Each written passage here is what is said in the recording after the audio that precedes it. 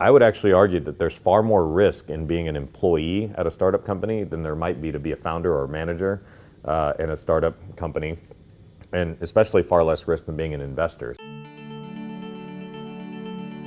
Rocket Dollar is a digital platform. We let people take their IRAs and 401ks, keep the tax benefits, and instead of investing in stocks, bonds, and mutual funds, publicly registered securities, we let them invest in private equity, real estate, venture funds, startups, or loan them small business money directly.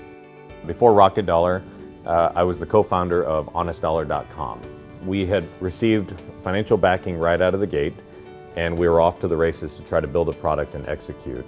And I think for us, we didn't have a clear-cut idea or the right sort of systems in place to decide exactly how to build the product in a time frame that was going to allow us to test, iterate, market, and sell the product.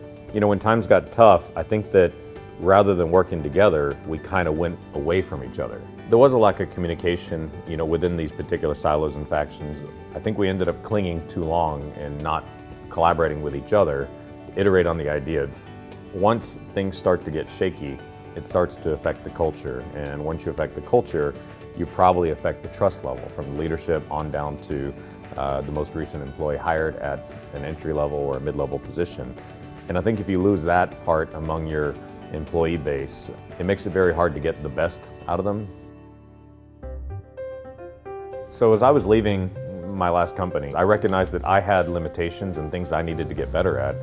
I needed to be a better leader, and I sought out opportunities and to meet folks, learn things, actually invested my own money into other companies as a way to kind of learn. I recognized that trust and transparency from investors through to the leadership of the company down to the entry-level employees was of paramount importance, because you didn't have a lot to offer them and everyone had to trust you.